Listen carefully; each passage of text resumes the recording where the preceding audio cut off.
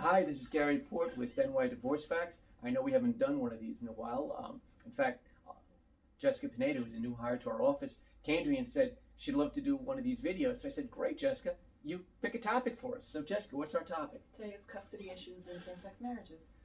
Okay, this is a really happening area right now in matrimonial law. A few years ago, we got the Marriage Equality Act, so the gay and lesbian couples can get married. Unfortunately, the other side to that coin is gay and lesbian divorces, and that leads us to the custody issues. So, what are some of the problems in the custody issues in the gay and lesbian divorces? Well, it definitely gets a little more complicated when it comes to gay and lesbian marriages. Unlike, heterosexual marriages where it's just one man and one woman, in this case it could be a biological father with a non-biological father, a biological mother with a non-biological mother, could be a biological father and a biological mother, or even a biological mother with a, let's say, unknown donor. And the problem that we have is while the legislature was great to give us the Marriage Equality Act, they didn't think to that next step, which was, I guess, the Divorce Equality Act. How do we deal with these situations? So it's left to judges and lawyers like us to try to figure out how this stuff is going to play out. So we're going to try to break this down a little bit for you. Let's start off with the gay marriage. The two dads and the mom. How does this work? So often with, let's say, with his two male partners, they'll use a surrogate. Okay. But we know in New York that you can't hire a person to be basically your baby incubator. That's illegal. So surrogacy contracts are illegal in New York. How do we do this? That's correct for the most part. Surrogacy contracts can be used to show the intent of the parties to have an intended parent, meaning the parent who, at the end of the day, will be legally responsible for that child who's born of the surrogacy. Yeah, but where do we get mom, and how does she fit into all this? It could be a friend, it could be a family member. Occasionally, some women they'll just, again, I hate to use the word incubator, but they will carry the child as opposed to, using their own egg or maybe use the egg of another person. Okay, let's put that piece on hold for a second. Let's just focus now on the two guys. Okay, so we have two guys, they've gotten married, they now have this kid. And they're both wonderful and loving parents. They do a great job. But unfortunately, the marriage falls apart. How do we deal with this custody issue? Well, the courts will view it just as they would a heterosexual couple, meaning that they will look for what is in the best interest of the child. Okay, so does that mean biological dad wins every time over non-biological dad? No, it really depends on the competency of the parent. It could be the non-biological father who does win custody.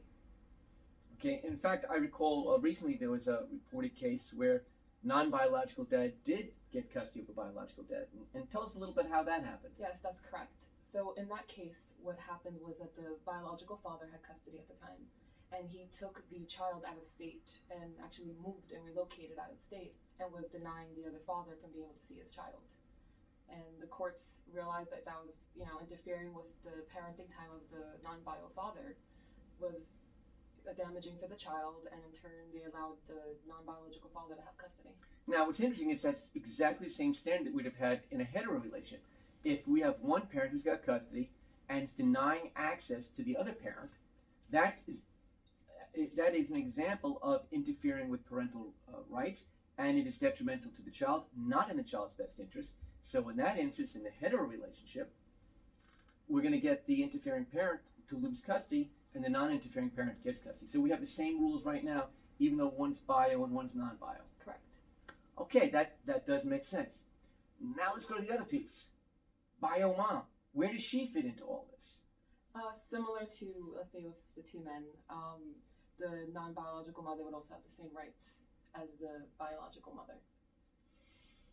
Okay, let's throw a little twist in there. Let's say bio mom is a friend, but all she wants to do is give birth and she steps away. 5 years later, 6 years later, she swoops in and says, I'm the mom, I want rights. What happens now? Well, the court would look at all the circumstances involved, and the fact that this parent wasn't very active in that child's life, they weren't there for that child.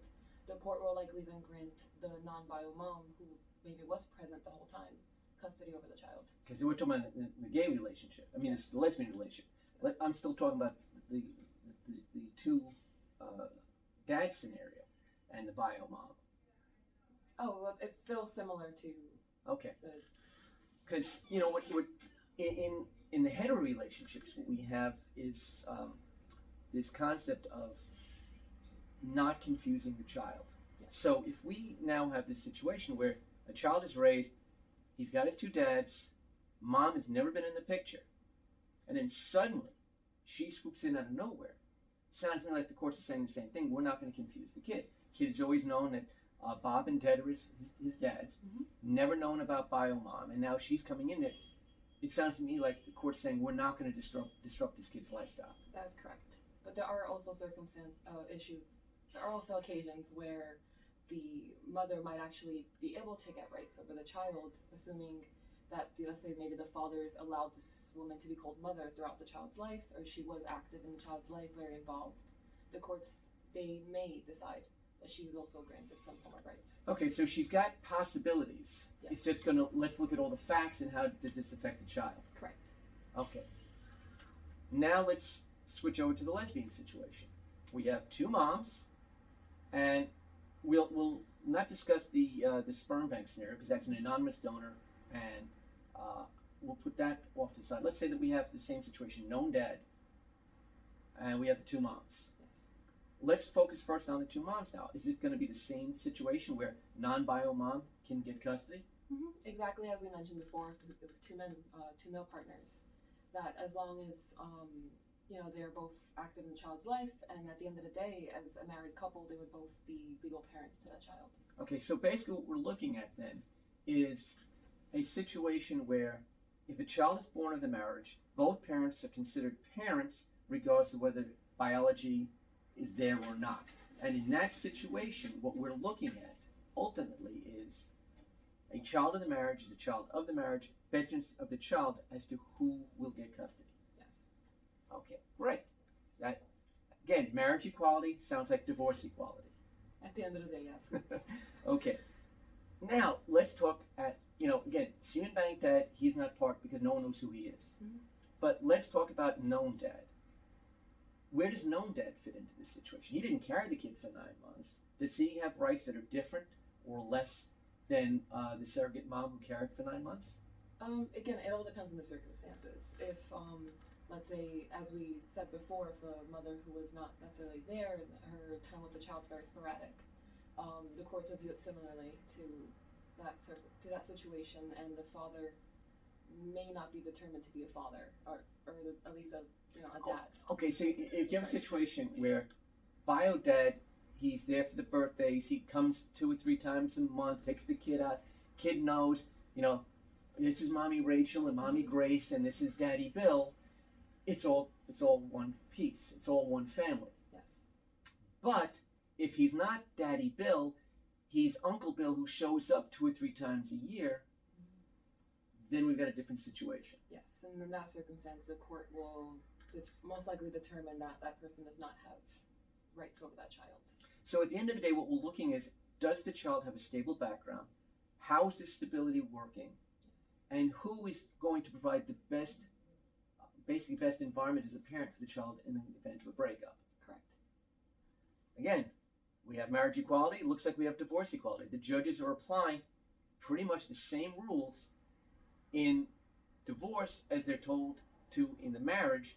And if we're going to treat the hetero couples one way, we're going to treat the gay and lesbian couples the exact same way. Correct. And there you have it. It's still a happening area, but it looks like the judges in New York, at least, are following the rules and trying to do what is right. But Jessica went to a conference a few weeks ago, and one of the issues that was raised was what happens if you have a marriage in state A, like New York, which is fully open to basically human rights, and now you end up in a state that a little more backward. What happens there? Like you were talking about the issue of these contracts and the adoptions. Oh yes. So in this circumstance, let's say a surrogacy contract, even though they might not be, let's say, legal in New York for payment, they can be used to show the intent of the parties, to show that they intended for a certain person to be the parent at the end of the day for this child.